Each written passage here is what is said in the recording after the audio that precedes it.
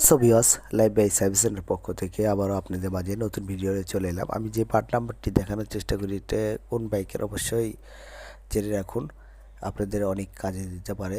যে discover 125-এর class assembly আমরা কত পার্ট নাম্বার ইউজ করব, অবশ্যই ভিডিওর মধ্য দিয়ে দেখে নেই।